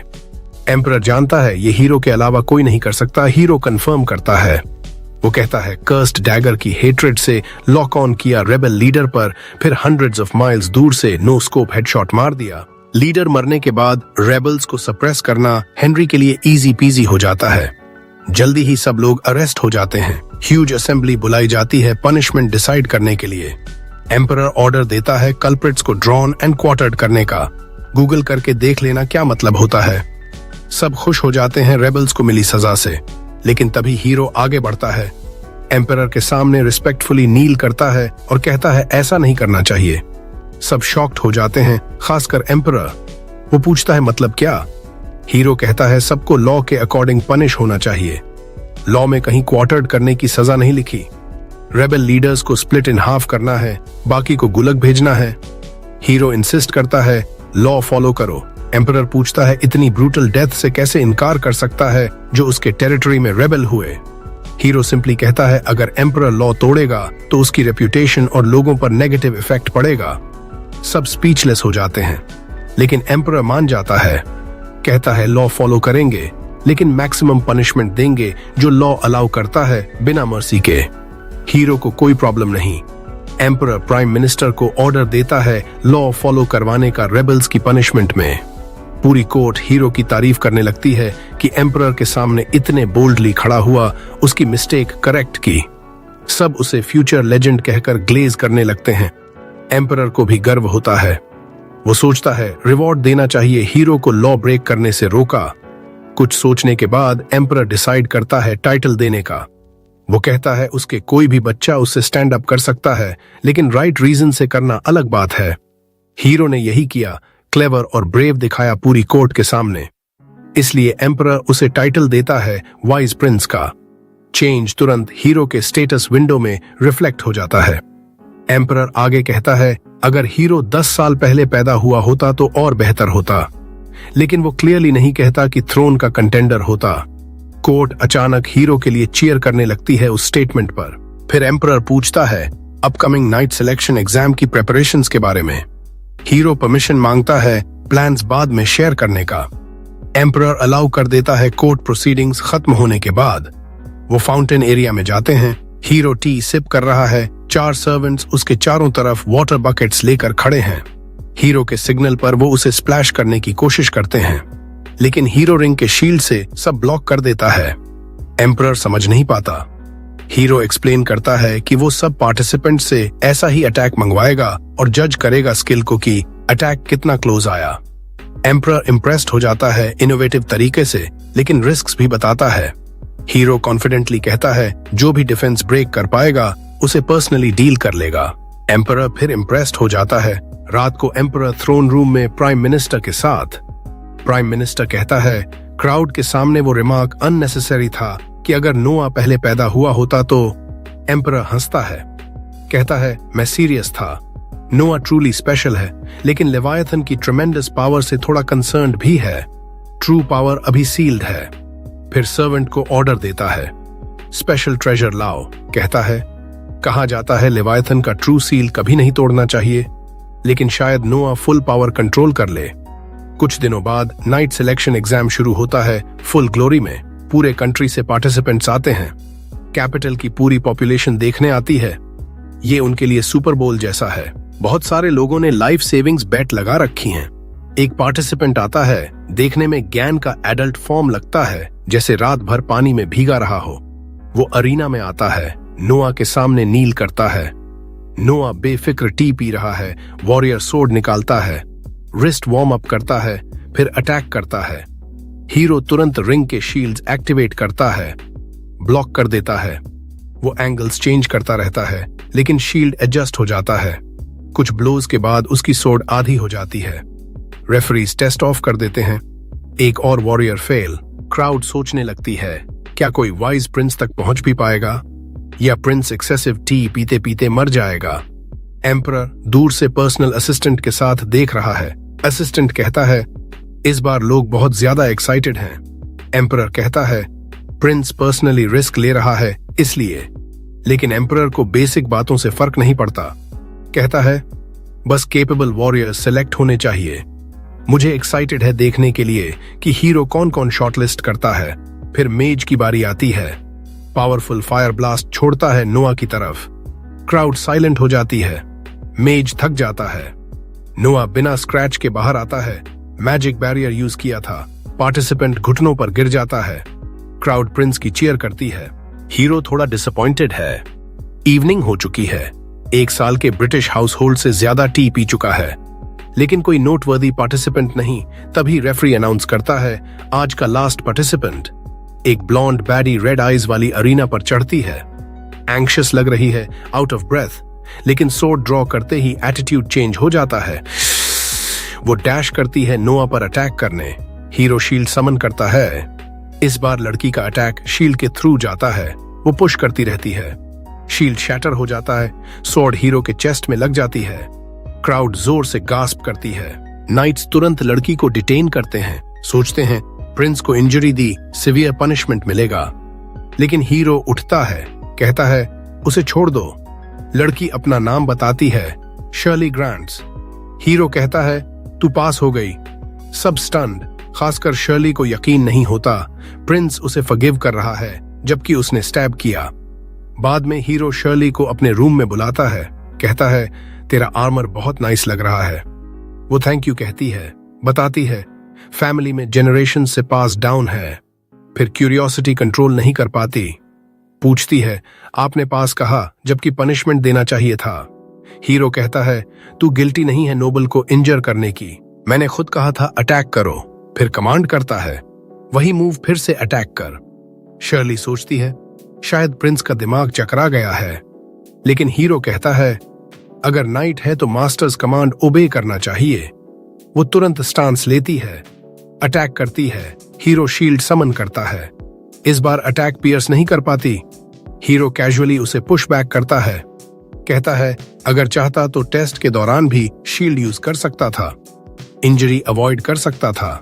कहता है नाइट का ड्यूटी है लॉर्ड के ऑर्डर्स फॉलो करना। मैंने देखना चाहा कि कोई फुल स्ट्रेंथ से अटैक करेगा या फियर से होल्ड बैक करेगा। तूने एक बार इंजर करने के बाद भी कमांड ओबे किया, तुझे मेरे नाइट बनने लायक समझा। शर्ली इमोशनली हो जाती है। तुरंत एक घुटने पर बैठकर ओथ लेती है, जीवन भर की अनडाइंग लॉयल्टी। हीरो खुश होता है। ऐसा ओथ ऑफिशियल नहीं माना जाता, लेकिन कैरेक्टर वाली नाइट से बहुत मायने रखता है। तभी जोई डॉक्टर को लेकर आती है। डॉक्टर वूंड चेक करता है, कहता है बस स्क्रैच है, तुरंत हील कर देता है। शर्ली शॉक्ड, कहती है हमारे विलेज में डॉक्टर्स नहीं हैं, कभी प्रॉपर टेक्निक से हील होते नहीं देखा। हीरो क्यूरियस होकर पूछता है जो अफोर्ड नहीं कर पाते वो क्या करते हैं। शर्ली कहती है विलेज एल्डर से प्रे करवाते हैं या एक्सरसाइज करवाते हैं डिजीजेस को। बॉल डॉक्टर कमेंट करता है, पुअर और अनकल्चर्ड लोगों में कॉमन है। हीरो पूछता है, डॉक्टर बनने का क्विकेस्ट वे अप्रेंटिस बनना है। डॉक्टर हाँ कहता है। हीरो तुरंत शर्ली को फर्स्ट जॉब देता है। कहता है, अपने विलेज से स्मार्टेस्ट और हार्ड वर्किंग लोग लाओ, डॉक्टर उन्हें अप्रेंटिसेस बनाएगा। डॉक्टर बिना हेजिटेशन अग्री करता है। शर्ली अस्टाउंडेड बो करके थैंक यू कहती है। हीरो कहता है, नाइट की प्रॉपर एटिकेट्स सीखो, कोई नाइट ऐसे नहीं बाउ करता। अगली सुबह शर्ली नोआ के मैंशन में अपने रूम में जागती है। Get ready with me session देती है। ग्रेट एक्साइटमेंट से काम पर निकलती है। रास्ते में जोई से मिलती है। जोई पूछती है, अच्छे से सोई? शर्ली कहती है, रूम बहुत नाइस था लेकिन ज्यादा नींद नहीं आई। दोनों स्मॉल टॉक करती हुई चलती हैं। तभी कुछ मेड्स गॉसिप और गिगल कर रही हैं। जोई पूछती है, क्या हो रहा है? मेड्स कहती हैं, अपना फेवरेट पास टाइम कर रहे हैं, गेस कर रहे हैं कि हीरो किस तरह की गर्ल से मैरी करेगा। शर्ली शॉक्ड कहती है, हीरो अब भी सिर्फ 6 साल का है। मेड्स कहती हैं, ज्यादातर प्रिंसेस की शादी बचपन में ही फिक्स हो जाती है। एम्पायर में लड़कियां 15 साल की उम्र से पहले शादी कर लेती हैं।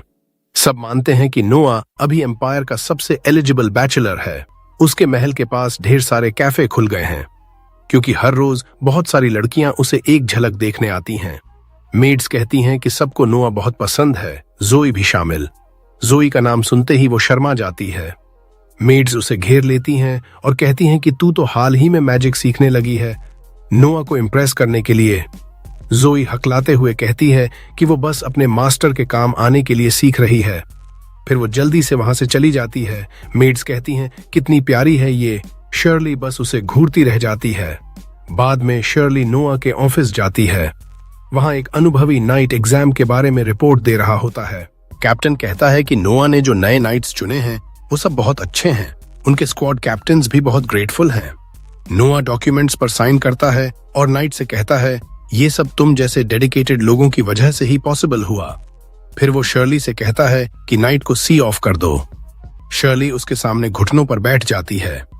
नाइट हैरान हो जाता है और कहता है, इतनी फॉर्मेलिटी की जरूरत नहीं, हम दोनों सेम रैंक के हैं। फिर उसे अचानक समझ आता है कि नोआ ने इस लड़की को नाइटली एटिकेट्स सिखाने के लिए भेजा है। वो शर्ली को सलाह देता है, प्रिंस के साथ रहो, इससे बेहतर मास्टर नहीं मिलेगा। थोड़ी देर बाद नोआ एक पार्टी थ्रो करता है। एली वहां परफॉर्म करती है और अपनी सॉन्ग से सबको मेस्मराइज कर देती है। एलन और सिंडी उसके सामने घुटनों पर बैठकर थैंक करते हैं। नोआ कहता है, मैंने ये पार्टी खास तुम दोनों के लिए थ्रो की है क्योंकि नाइट सिलेक्शन एग्जाम सफल बनाने में तुम्हारी बहुत मदद मिली। वो बताता है कि पार्टी में मौजूद हर मर्चेंट उसके साथ स्ट्रॉन्ग टाइज रखता है। एलन सोचता है कि यहाँ अच्छे कनेक्शंस बनाए जा सकते हैं। तभी जोई एक लेटर लेकर आती है नोआ के लिए। उसे थोड़ा अनईजी लग रहा है क्योंकि सेंडर का नाम नहीं लिखा है। नोआ पार्टी छोड़कर शर्ली के लिए शर्ली और जोई के साथ लेटर खोलने जाता है। जोई बताती है कि जिसने लेटर दिया वो गार्ड्स को देखते ही भाग गया। सबको सस्पिशियस हो जाता है। शर्ली कहती है, डेंजरस हो सकता है, मुझे खोलने दो। लेकिन नोआ लेवायथन से चेक करता है और पता चलता है कि लेटर सेफ है। उसमें टॉप सीक्रेट इंफॉर्मेशन है कि बचे हुए रेबल्स कुछ प्लॉटिंग कर रहे हैं। नोआ समझ जाता है कि ये जानकारी किसने दी होगी। वो श्योर है कि वो नाइट जो रिबेलियन के बारे में वॉर्न करने के लिए जान जोखिम में डाल रहा था अभी भी मिशन पर है। जोई और शर्ली उसकी लॉयल्टी और डेडिकेशन से इम्प्रेस्ड हो जाती हैं। लेकिन नोआ सोचता है कि वो ब्रेव से ज्यादा स्टूपिड है। स्पाई बनना बिना प्रॉपर ट्रेनिंग के आसान नहीं होता। वो तुरंत हेनरी से कांटेक्ट करता है और नाइट को रोकने को कहता है। लेकिन एल्डर ब्रदर का रिप्लाई आते ही नोआ को गिल्ट से बोझिल महसूस होता है। उसका सबसे बुरा डर सच हो गया था। वो वॉनबी स्पाई रेबल्स के हाथ लग गया, टॉर्चर्ड हुआ, लेकिन उसने कुछ नहीं बताया। हेनरी के लोगों ने उसे जान बचाकर निकाला, लेकिन वो अब भी क्रिटिकल कंडीशन में है। नोआ सोचता है, ये सब मेरी गलती है। अगर मेरे पास स्ट्रॉन्ग इंटेलिजेंस नेटवर्क होता तो इस नाइट को जान जोखिम में नहीं डालनी पड़ती। वो तुरंत जोई को भेजता है कि नाइट के लिए बेस्ट मेडिकल केयर अरेंज करो। ऐसा लॉयल आदमी मरने नहीं देंगे। अगले दिन नोआ मार्केट जाता है। शर्ली को गार्ड बनाकर साथ ले जाता है। शर्ली दुकानों में डिस्ट्रैक्टेड होती रहती है क्योंकि उसके छोटे गांव में ऐसी चीजें नहीं होती। नोआ उसे याद दिलाता है, ड्यूटी पर हो, अलर्ट रहो। शर्ली कोशिश करती है डिस्ट्रैक्शंस इग्नोर करने की। वो पूछती हैं, कुछ खरीदने आए हो? नोआ कहता है, हेनरी के लिए गिफ्ट खरीदना है, उसने नाइट को बचाने में मदद की। वो एक फैंसी गिफ्ट स्टोर में जाता है। मर्चेंट से कहता है, प्रिंस के लिए फिट आइटम दिखाओ। मर्चेंट रेयर ज्वेलरी और वैल्यूएबल आइटम्स लाता है। शर्ली के मुंह से जॉ ड्रॉप हो जाता है, लेकिन नोआ को इंटरेस्ट नहीं। उसे एक क्लॉथ से ढका आइटम दिखता है। वो कहता है, वो दिखाओ। मर्चेंट क्लॉथ हटाता है तो एक beautiful glass statue of the goddess सामने आती है। नोआ उसकी ब्यूटी से एन्चांटेड हो जाता है। वो पूछता है, ग्लास से इतना इंट्रिकेट डिजाइन पॉसिबल है? मर्चेंट बताता है, ये लेजेंडरी क्राफ्ट्समैन का काम है जो बहुत पहले मर चुका है। उसके साथ ही डिटेल्ड ग्लास स्कल्पचर्स बनाने की कला खत्म हो गई। दुनिया में सिर्फ 2 ऐसी स्टैच्यूज हैं। नोआ तुरंत उसे हेनरी के लिए खरीद लेता है। मर्चेंट को $10,000 प्लस बोनस देता है। तभी 8th प्रिंस ऑस्कर वहां आ पहुंचता है। वो नोआ को देखकर सरप्राइज्ड होता है। फिर उसकी नजर ग्लास स्टैच्यू पर पड़ती है। वो तुरंत रिकॉग्नाइज कर लेता है और कहता है, कभी नहीं सोचा था मर्चेंट दूसरी वाली ढूंढ लेगा। नोआ पूछता है, पहली वाली कहाँ है? ऑस्कर कहता है, मेरे पास है। नोआ ये सुनते ही स्टैच्यू पकड़ता है और जमीन पर पटक देता है। सब हैरान रह जाते हैं। वो मर्चेंट से कहता है, रिलैक्स, पेमेंट मिलेगा प्लस क्लीनिंग का एक्स्ट्रा पैसा। 2 कॉपीज होने और सिंगल पीस होने में बहुत फर्क है। मैं सिंगल पीस बनाना चाहता हूँ। मर्चेंट को बोलो कि दूसरी गॉडेस स्टैच्यू टूट गई, अब दुनिया में सिर्फ एक बची है। ऑस्कर की स्टैच्यू की वैल्यू ट्रिमेंडसली बढ़ जाएगी। ऑस्कर नोआ की ब्रिलियंस से स्टन्ड रह जाता है। फिर नोआ घर लौटता है। शर्ली कहती है, तुम्हारे साथ सेवा करने के बाद से सरप्राइज के बाद सरप्राइज मिल रही है। वो समझ नहीं पा रही कि नोआ ने वो प्राइसलेस स्टैच्यू क्यों तोड़ी। नोआ कहता है, वो बस एक ऑब्जेक्ट था। ऑब्जेक्ट कभी ट्रू ट्रेजर नहीं हो सकता। रियल ट्रेजर वो फ्रेंड्स हैं जो रास्ते में मिलते हैं, और वो लोग जो मेरे लिए जान जोखिम में डालते हैं, खासकर मेरे केस में, क्योंकि मेरे स्टैट्स लोगों से रिलेशन के आधार पर इंक्रीज होते हैं। ऑस्कर को इतना बड़ा फेवर करके स्टैट्स में अच्छा बम्प मिला। शर्ली उसकी आइडियोलॉजी से अमेज्ड हो जाती है। नोआ कहता है, तुम भी मेरे ट्रेजर का हिस्सा हो। नोआ की जीनियस प्रिंस वाली लाइफ ऐसे ही चलती रहती है और 6 साल गुजर जाते हैं। 12 साल का प्रिंस अब न्यू चैलेंजेस के लिए तैयार है। नोआ अकेला ब्रेकफास्ट टेबल पर बैठा है। जोई सर्व कर रही है। उसका ध्यान नई मेड जिगी पर है जो खिड़की से बाहर घूर रही है। नोआ पूछता है, कुछ परेशान हो? वो कहती है, 3 दिन बीत गए फिर भी बर्थडे गिफ्ट्स लाने वालों की खत्म नहीं हो रही। नोआ समझाता है कि पिछले साल तो गिफ्ट्स पूरे हफ्ते आते रहे थे। जिगी हैरान हो जाती है। नोआ बताता है, गिफ्ट्स रिसीव करके बस खत्म नहीं होता। हर गिफ्ट और सेंडर की लिस्ट बनानी पड़ती है। वो आसान काम नहीं। इसीलिए ट्रस्टेड मेड एवलिन ये जॉब संभालती है। उसी की वजह से मैं रिलैक्स रहता हूँ। ब्रेकफास्ट खत्म करके नोआ मिनिस्ट्री ऑफ मिलिट्री अफेयर्स के हेडक्वार्टर्स जाता है। एम्परर ने पर्सनली उसे वहां असाइन किया है। वहां 4th प्रिंस हेनरी के रूम में पहुंचता है। हेनरी और एक नाइट नोआ का स्वागत करते हैं। बिजनेस से पहले हेनरी बताता है, इंपीरियल ऑर्डर आया है। नाइट कैप्टन रियस की कमांड में आर्मी सदर्न पार्ट्स में रिबेलियन दबाने भेजनी है। बारबेरियंस बहुत ओवर कॉन्फिडेंट और रूथलेस हैं, इसीलिए फुल फोर्स से क्रश करने का प्लान है। हेनरी नोआ की ओपिनियन पूछता है। प्लान नोआ को सही लगता है। वो रियस को देखता है जो हेनरी का डायरेक्ट सबऑर्डिनेट है और बैटलफील्ड में कई बार स्किल प्रूव कर चुका है। नोआ को लगता है कि रियस पर ट्रस्ट किया जा सकता है, लेकिन वो एक सवाल पूछता है, कितने सोल्जर्स असल में ले जा रहे हो? रियस पसीना पसीना हो जाता है और जवाब देने में हेजिटेट करता है। हेनरी गुस्सा हो जाता है और एक्सप्लेनेशन मांगता है। रियस जमीन पर गिरकर माफी मांगता है। नोआ हेनरी को शांत करता है और कहता है, सीरियस बात नहीं है। वो याद दिलाता है कि वॉर में जनरल्स को इंपीरियल कोर्ट से फंडिंग सोल्जर्स की संख्या के हिसाब से मिलती है। कई जनरल्स लिस्ट में मर्चेंट्स और हेल्पर्स को भी जोड़ देते हैं ताकि ज्यादा फंडिंग मिले और वो पॉकेट कर लें। रियस फिर माफी मांगता है। हेनरी गुस्से में है, लेकिन नोआ कहता है, चिल करो। रायस को कहता है, अगर तुम्हें आर्मी के लिए एक्स्ट्रा लोग हायर करने हैं तो राइट है, फंडिंग से थोड़ा कट खुद के लिए रख सकते हो। हेनरी को भी समझ आता है कि नॉन सोल्जर्स रजिस्टर करके आर्मी को बड़ा दिखाया जा सकता है, एनिमीज डर जाएंगे। वो नोआ की तारीफ करता है कि अंडरलिंग की एम्बेजलमेंट पकड़ी और उसका पॉजिटिव इम्पैक्ट भी बताया, लेकिन नोआ कहता है, इस बार एनिमी को फूल नहीं कर सकते। एम्परर ने फ्लॉलेस विक्ट्री का कमांड दिया है, कोई चांस नहीं ले सकते। वो रियाज से पूछता है कितने नॉन सोल्जर्स रजिस्टर किए। रियाज डरते हुए कहता है लगभग 2000। नोआ कमांड करता है उतने ही रियल सोल्जर्स जल्दी ऐड करो। रियाज के पास कोई ऑप्शन नहीं। फिर नोआ मिनिस्ट्री ऑफ फाइनेंस के लिए नोट लिखता है, रियाज को देता है और कहता है ये 2000 सोल्जर्स के मिसलेनियस पर्पसेस के फंडिंग के लिए है, सारा पैसा तुम रख सकते हो। रियाज समझ नहीं पाता कि करप्ट होने पर पैसा क्यों मिल रहा है। नोआ ठंडे लहजे में कहता है इस एक्स्ट्रा कैश के बदले परफेक्ट विक्ट्री डिलीवर करो। हेनरी इंप्रेस्ड हो जाता है कि नोआ हर तरीके से अंडरलिंग्स को मोटिवेट करता है। घर लौटते वक्त हेनरी पूछता है तूने अभी तक रियल वॉर एक्सपीरियंस नहीं लिया ना? नोआ हाँ कहता है और अपने स्टैट्स देखता है।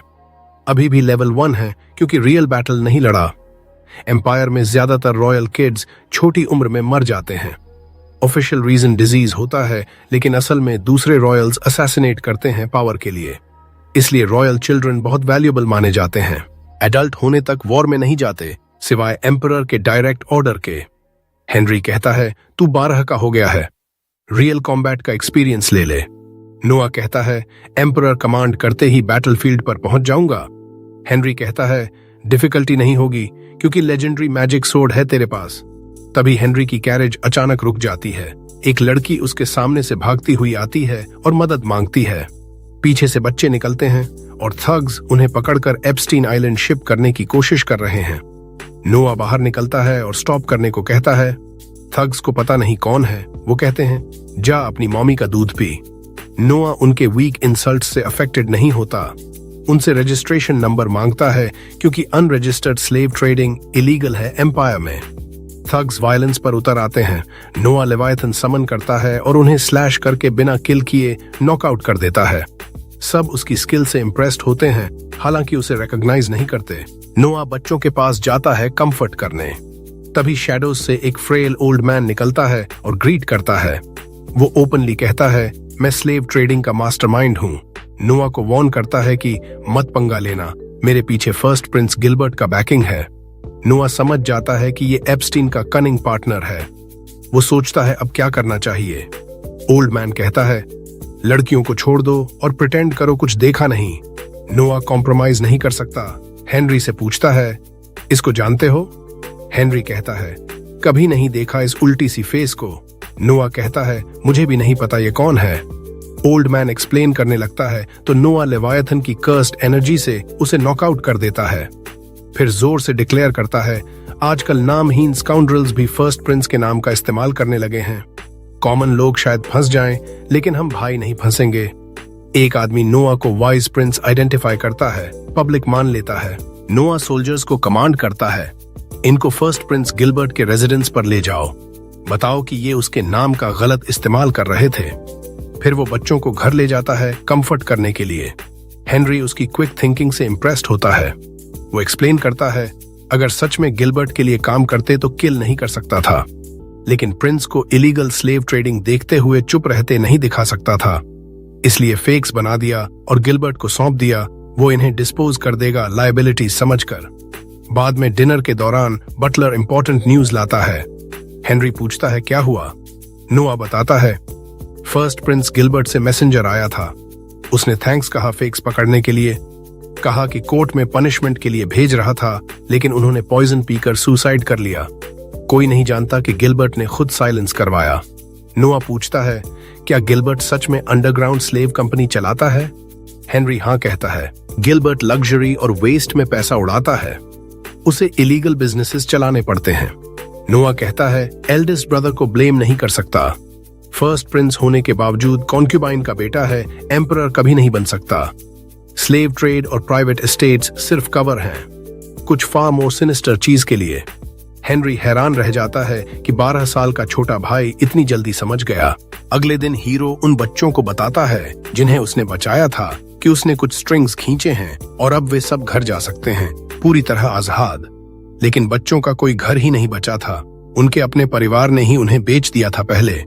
हीरो समझ जाता है अगर ये बच्चे वापस गए तो फिर से बेच दिए जाएंगे, इसलिए वो फैसला करता है कि वो इन्हें अपने साथ रखेगा। वो बटलर को ऑर्डर देता है इनके लिए कमरे तैयार करो, जॉब्स दो और अगर किसी को पढ़ाई करनी है तो उसका भी इंतजाम करो। लड़कियों की लीडर चौंक जाती है और पूछती है, क्या आप हमें खरीद रहे हैं? हीरो कहता है, नहीं, मैं तुम्हें नहीं खरीद रहा। तुम कभी भी जब चाहो मेरे पास से जा सकती हो, लेकिन अगर रहोगी तो बिट्रेयल बर्दाश्त नहीं करूंगा। बटलर उन्हें थैंक यू बोलने को कहता है और फिर बच्चों को ले जाता है। जाते जाते हीरो सोचता है अपनी फिलॉसफी के बारे में। लोग ट्रेजर्स हैं, और ये सोच उसे याद दिलाती है कि वो बहुत पहले से एक काम करना चाहता था। वो एवेलिन को अपने ऑफिस में बुलाता है। एवेलिन रिपोर्ट शुरू करती है कि आपके सारे बर्थडे प्रेजेंट्स इकट्ठा हो गए हैं। हीरो कहता है, मुझे पता है। फिर वो एक एनवेलप उसकी तरफ सरकाता है। एवेलिन उत्सुक होकर पूछती है, ये क्या है? हीरो बताता है, तुम्हें मेरी सर्विस से डिसमिस किया जा रहा है ताकि तुम मेरे टेरिटरी में एक रीजन की गवर्नमेंट ऑफिसर बन सको, यानी मेयर। एवेलिन समझ नहीं पाती कि मेड से मेयर कैसे बन जाएं। हीरो कहता है, तुम मेरी सबसे क्लेवर मेड हो। तुम्हारा टैलेंट सिर्फ मेरी सेवा में बर्बाद हो रहा है। एवेलिन मना करने लगती है, वो सिर्फ हीरो की सेवा करना चाहती है।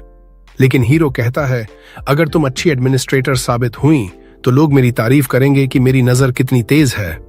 वो ऑर्डर देता है, मैंशन छोड़ो और मेरे लिए काम करो। बस यही सुनने की जरूरत थी एवेलिन को।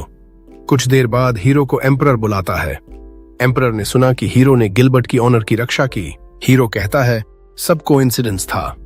मेरा मकसद सिर्फ बच्चों को बचाना और क्रिमिनल्स को पकड़ना था। वो समझ जाता है कि गिलबर्ट ने एम्परर को खुद रिपोर्ट किया ताकि कोई बैकलैश ना आए और वो इनोसेंट दिखे। एम्परर कहता है, अफसोस है कि आज भी ऐसे गंदे क्रिमिनल्स आजाद घूम रहे हैं। फिर पूछता है, इनकी सजा क्या होनी चाहिए? हीरो बताता है, लॉ के मुताबिक रिंग लीडर का राइट आर्म काटा जाए और बाकी सबको अफगानिस्तान की आर्मी में भेज दिया जाए। एम्परर कहता है, तुमने ओपनली क्रिमिनल्स को कन्फ्रंट किया और अरेस्ट किया। अगर मैं होता तो अंडरकवर जाता, क्रिमिनल्स से पिटवाता और रेड हैंडेड पकड़ता। प्राइम मिनिस्टर मजाक में कहता है, वो तो इंपीरियल फैमिली के खिलाफ क्राइम हो जाता, क्रिमिनल्स को एग्जीक्यूट कर दिया जाता। सब हंसते हैं, लेकिन हीरो फैक्ट चेक करता है, अगर एम्परर अंडरकवर हो और क्रिमिनल को पता ना हो कि वो किसे मार रहा है तो ये सिंपल असॉल्ट है, इंपीरियल फैमिली के खिलाफ क्राइम नहीं। कोर्ट में सन्नाटा छा जाता है। हीरो को लगता है कि वो प्राइम मिनिस्टर को हाइपोथेटिकल में भी करेक्ट करके ज्यादा बोल गया। वो माफी मांगने वाला होता है, तभी एम्परर हंस पड़ता है और प्राइम मिनिस्टर से कहता है, तुम हार गए, बेट में जीत गया। हीरो कंफ्यूज्ड हो जाता है। एम्परर बताता है, मैंने प्राइम मिनिस्टर से बेट लगाई थी ही कि क्या नोआ लॉ समझने में मेरी गलतियां पकड़ सकता है। हीरो सोचता है, आखिर टेस्ट करने का क्या मतलब, और जवाब तुरंत मिलता है। एम्परर उसे न्यू मिनिस्टर ऑफ जस्टिस बना देता है। पूरी कोर्ट चीयर करने लगती है। कहते हैं, हेनरी के बाद हीरो दूसरा प्रिंस है जो मिनिस्टर बना।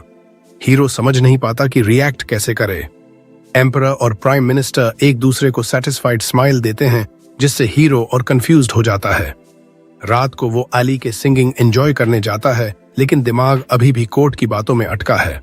उसे लगता है एम्परर के पीछे कोई गहरा रीजन है मिनिस्टर ऑफ जस्टिस बनाने का। फिर सोचता है, अभी ओवरथिंक करने से कुछ नहीं निकलेगा, शो एंजॉय करो। उसी समय एम्परर को प्राइम मिनिस्टर से वरीइंग रिपोर्ट मिलती है। वो कहता है, तुम संभाल लो, मेरे पास अभी और जरूरी काम है जो डिले नहीं कर सकता। अगले दिन हीरो मिनिस्ट्री ऑफ जस्टिस जाता है। ये उसका नया ऑफिस है। शर्ली कैरेज का दरवाजा खोलती है। मिनिस्ट्री के सारे एम्प्लॉइज उत्सुकता से उसका इंतजार कर रहे हैं। ऑफिस पहुंचते ही वाइस मिनिस्टर वाइनी उसका स्वागत करता है। हीरो सोचता है, इतनी कम उम्र में वाइस मिनिस्टर बना है, जरूर टैलेंटेड और हार्ड वर्किंग होगा। हीरो पूछता है, मिनिस्टर ऑफ जस्टिस का काम क्या क्या है? वाइनी बताता है, 2 मुख्य ड्यूटी हैं। पहली, पूरे मियर एम्पायर के सारे कोर्ट्स को कोऑर्डिनेट करना। दूसरी, सीरियस क्राइम्स को डायरेक्टली हैंडल करना, जैसे 6 साल पहले आपके टेरिटरी में हुई रिबेलियन। हीरो पूछता है, क्या आप जज भी बनते हैं कुछ केसेस में? वाइनी हाँ कहता है। हीरो का अगला सवाल वाइनी को हिला देता है, आप साल में कितने पैसे ब्राइब्स में लेते हैं? वाइनी पसीना पसीना हो जाता है, मना करता है। हीरो कहता है, रिलैक्स, मुझे कोई प्रॉब्लम नहीं, बस जानना चाहता हूं कितना कमाते हो ब्राइब्स से। प्रॉमिस करता हूं, कमरे से निकलते ही सब भूल जाऊंगा। वाइनी भरोसा करता है और बताता है, मैं बाकी ऑफिशियल्स जितना करप्ट नहीं हूं। साल में मुश्किल से $1000 से ज्यादा नहीं लेता ब्राइब्स में। मेरे नीचे वाले 10 गुना ज्यादा लेते हैं, लेकिन मैंने खुद पर रूल बनाई है, मर्डर केसेस में ब्राइब नहीं लेता, क्योंकि मर्डर केसेस आसानी से एक्सपोज हो जाते हैं और अगर अक्यूजर वायलेंट आदमी हुआ तो मैं खुद विक्टिम बन सकता हूँ। बस डाउटफुल केसेस में ही लेता हूँ जो इधर उधर जा सकते हैं। हीरो तुरंत एक नया पे स्लिप लिखता है, सालाना सैलरी $5,000, यानी ब्राइब्स से 10 गुना ज्यादा। वाइनी शॉक्ड हो जाता है। हीरो कहता है, बदले में यहाँ काम करते हुए कभी ब्राइब नहीं लोगे। वाइनी समझ जाता है कि एम्परर ने 12 साल के बच्चे को मिनिस्टर ऑफ जस्टिस क्यों बनाया। वो पे रेज ठुकरा देता है और कहता है, इंसेंटिव के बिना भी ब्राइब लेना बंद कर दूंगा। अब से पूरी लॉयल्टी से हीरो के लिए काम करूंगा। हीरो को थोड़ा डाउट होता है, लेकिन स्टैट बम्प अच्छा मिलता है। वो वाइनी को लॉयल सबऑर्डिनेट मान लेता है। उसी रात ऑस्कर अपने गार्डन में भव्य पार्टी देता है हीरो को मिनिस्टर बनने की बधाई में। हीरो थैंक करता है। ऑस्कर कहता है, मुझे बहुत खुशी है कि पापा के 50 साल के शासन में हेनरी के बाद तुम दूसरे प्रिंस हो जो मिनिस्टर बने। हीरो पूछता है, क्या कोई खास रीजन है कि पापा ने मुझे मिनिस्टर ऑफ जस्टिस बनाया? ऑस्कर कैजुअली कहता है, एम्परर तुम्हें बहुत फेवर करता है। हीरो इससे इनकार नहीं कर सकता। हेनरी ने बैटलफील्ड पर कई कमाल किए थे, इसलिए मिनिस्टर ऑफ मिलिट्री बना। मैंने अभी तक ऐसा कुछ नहीं किया। फिर हीरो पूछता है, क्या तुम्हें वो पुरानी कहानी याद है जब हमारा एम्पायर इंटरनल फोर्सेस से लगभग तबाह होने वाला था? ऑस्कर याद करता है, हाँ, तब क्राउन प्रिंस का फैसला जन्म से होता था। बाकी प्रिंसेस कोशिश ही नहीं करते थे, सिर्फ ऐश करते थे, एम्पायर का पैसा बर्बाद करते थे और प्रॉब्लम्स खड़ी करते थे। इसलिए एम्परर ने सिस्टम बदल दिया, सब प्रिंसेस को टेरिटरी दिया, अच्छी एजुकेशन दी ताकि केपेबल रूलर बने। ऑस्कर पूछता है, अचानक ये बात क्यों? हीरो कहता है, शायद एम्परर के मन में कुछ और ही प्लान है मुझे मिनिस्टर बनाने का। ऑस्कर चौंक जाता है और समझ जाता है, तुम्हें शक है कि पापा तुम्हें क्राउन प्रिंस बनाना चाहते हैं? वो अचानक खड़ा हो जाता है। सारी पार्टी रुक जाती है। तभी बटलर आता है और एक मैसेज देता है। मैसेज पढ़कर ऑस्कर का चेहरा सफेद पड़ जाता है। वो हीरो से कहता है, तुम्हारा थियोरी बिल्कुल सही था। कल एम्परर तुम्हें मिनिस्टर ऑफ फाइनेंस भी बना देगा। शायद एल्बर्ट पर प्रेशर डालने के लिए ऐसा कर रहा है। दूसरी तरफ शहर में रॉयल गार्ड्स एक बिल्डिंग पर छापा मारते हैं। एक मिनिस्टर और उसके साथी अरेस्ट हो जाते हैं। वो एम्परर के खिलाफ प्लॉट रच रहे थे। प्राइम मिनिस्टर एम्परर को बताता है। मिनिस्टर ने कबूल किया कि वो एम्परर को रिजाइन करवाकर क्राउन प्रिंस एल्बर्ट को थ्रोन पर बिठाना चाहता था। एम्परर समझता है एल्बर्ट 30 साल से क्राउन प्रिंस है। उसे लगता होगा अब वक्त आ गया थ्रोन लेने का, लेकिन कोई सॉलिड एविडेंस नहीं है एल्बर्ट के खिलाफ। एम्परर पूछता है, ऑस्कर को क्या पता था? प्राइम मिनिस्टर बताता है, हाँ, ऑस्कर को पहले से अंदाजा था। एम्परर सुनकर चौंकता है, लेकिन जैसे ही सुनता है कि नोआ उसके साथ था, तुरंत क्रेडिट हीरो को दे देता है। कहता है, मेरा सबसे छोटा बेटा सबसे तेज दिमाग वाला है। गिलबर्ट और एल्बर्ट देश चलाने लायक नहीं। मेरी उम्मीद हेनरी, ऑस्कर और नोआ पर है। जो भी इन ट्रायल्स को पार कर लेगा वही थ्रोन लेगा। मुझे खुशी होगी। अगले दिन हीरो को कंस्पिरेसी की रिपोर्ट मिलती है। वो इस केस का जज बनेगा। वाइनी पूछता है, क्या करें? हीरो हेजिटेट कर रहा है क्योंकि सब कुछ एल्बर्ट की तरफ इशारा कर रहा है, लेकिन सॉलिड प्रूफ नहीं है। इंपीरियल फैमिली के लिए लाइट सेंटेंस का प्रावधान है, लेकिन एम्परर को ओवरथ्रो करने की कोशिश की तो स्लाइसिंग करके आधा कर देंगे।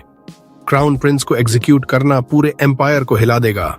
हीरो जानता है एम्परर नहीं चाहता एल्बर्ट का नाम आए। अगर और इंटेरोगेशन हुई तो कोई बोल सकता है। इस सब को ध्यान में रखकर हीरो फैसला सुनाता है और सीधा एम्परर के पास जाता है। कहता है, कंस्पिरेसी में शामिल सबको तुरंत एग्जीक्यूट कर दिया जाए। एम्परर खुश हो जाता है। हीरो जानता है नॉर्मली एनुअल एग्जीक्यूशन डे पर होता, लेकिन मिनिस्टर ऑफ जस्टिस की पावर से जल्दी करवा सकता है ताकि एल्बर्ट का नाम न आए। एम्परर बहुत खुश होता है, सर्वेंट को ऑर्डर देता है, हीरो की सैलरी में $1,000 और जोड़ दो।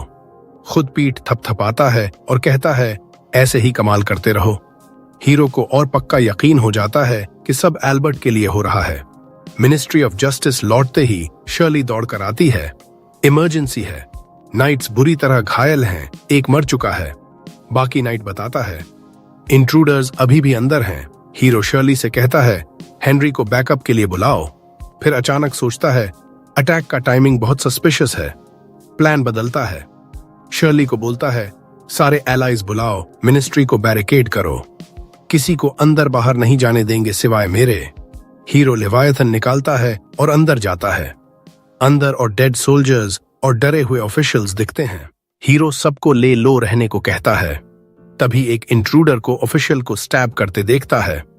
हीरो झपटता है और उसे तुरंत नीचे गिरा देता है। अटैकर पॉइजन पीने की कोशिश करता है, लेकिन हीरो रिंग शील्ड से रोक देता है। तभी 3 और इंट्रूडर्स आते हैं। हीरो जीनियस सोर्ड स्किल्स से सबको पलक झपकते मार गिराता है, पॉइजन पीने से रोक देता है। वाइनी दौड़कर आता है, हैरान है कि हीरो ने अकेले सबको हरा दिया। हीरो कैजुअलिटीज पूछता है। वाइनी बताता है, हमारे गार्ड्स के अलावा कल पकड़े गए सारे रेबल्स मर चुके हैं। हीरो तुरंत समझ जाता है, ये एल्बर्ट के असैसिन्स हैं, लूस एंड्स खत्म करने आए थे। वो खुद लेवायथन से कट लगाता है। वाइनी शॉक्ड। हीरो कहता है, असैसिन्स ने ये किया। प्रिंस को सीरियसली इंजर करने की सजा क्या है? वाइनी कहता है, तुरंत एग्जीक्यूशन। हीरो कहता है, कर दो। ट्रीटमेंट लेते हुए वाइनी बताता है, एग्जीक्यूशन हो गई। हीरो खुश है कि असैसिन्स को अरेस्ट नहीं होने दिया, वरना एल्बर्ट का नाम आ जाता। क्राउन प्रिंस को कोसता है, कितना बेवकूफ है।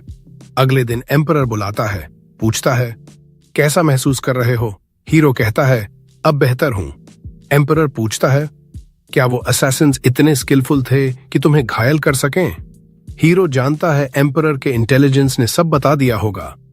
फिर डिप्लोमेटिक अंदाज में कहता है, माइंडसेट स्किल से ज्यादा मायने रखता है। ये बात सिर्फ किंग ही समझ सकता है, क्योंकि हम सेम फ्रीक्वेंसी पर हैं। एम्परर कहता है, मुझे तुम पर बहुत गर्व है, काश मेरे सारे बेटे तुम जैसे होते। फिर हीरो को वॉक पर ले जाता है।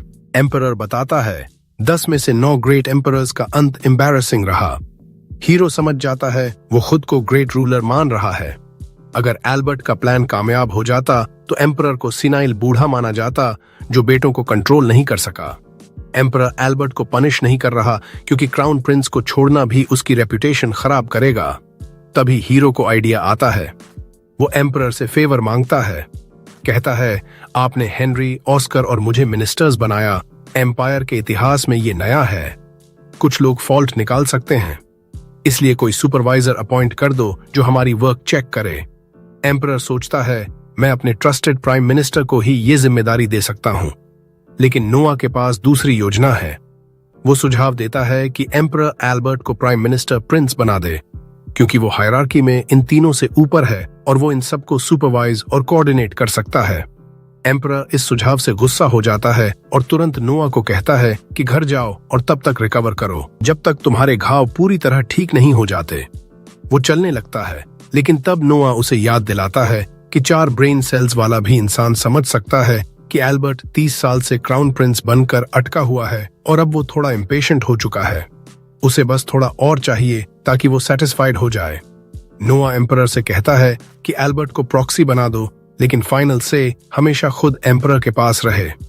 एम्परर सोचता है कि इससे एल्बर्ट को किसी भी मिनिस्टर से ज्यादा पावर मिल जाएगी और वो इम्पोर्टेंट मैटर्स को एम्परर तक पहुंचने से ब्लॉक कर सकता है। नोआ के पास इसके लिए भी सोल्यूशन है। वो कहता है, अगर तीनों मिनिस्टर प्रिंसेस को लगे कि एल्बर्ट ने कोई इंपॉर्टेंट मैटर रिजेक्ट करके गलती की है, तो वो सीधे एम्परर से अपील कर सकते हैं। इस तरह एल्बर्ट के पास असली पावर तो नहीं होगी, लेकिन टाइटल ऐसा होगा कि वो बहुत इंपॉर्टेंट लगे। एम्परर इस जीनियस आइडिया से सच में इम्प्रेस्ड हो जाता है। वो नोआ को धन्यवाद देता है और कहता है कि ये सिस्टम जल्दी इम्प्लीमेंट कर देंगे। फिर वो नोआ के बाल रफल करता है और कहता है, काश तुम थोड़ा पहले पैदा हो गए होते। नोआ भी समझता है कि उसके पिता बहुत वाइज इंसान हैं जो जल्दी समझ जाते हैं कि लोगों के लिए क्या सबसे अच्छा है, और जितना लंबा उनका रेन चलेगा उतने ही ज्यादा खुश रहेंगे सिटीजन्स। एम्परर फिर डिक्लेयर करता है कि नोआ को इस आइडिया के लिए रिवॉर्ड मिलना चाहिए और कोई भी अमाउंट ऑफ मनी काफी नहीं है। वो अपने असिस्टेंट से कहता है कि ट्रेजर रूम चलते हैं, जहां एम्पायर के हिस्ट्री से आए प्राइसलेस आइटम्स भरे पड़े हैं। एम्परर को याद आता है कि नोआ ने पहले शील्ड रिंग चुना था ट्रेजरी से, इसीलिए इस बार भी वो कहता है कि एक आइटम चुन लो।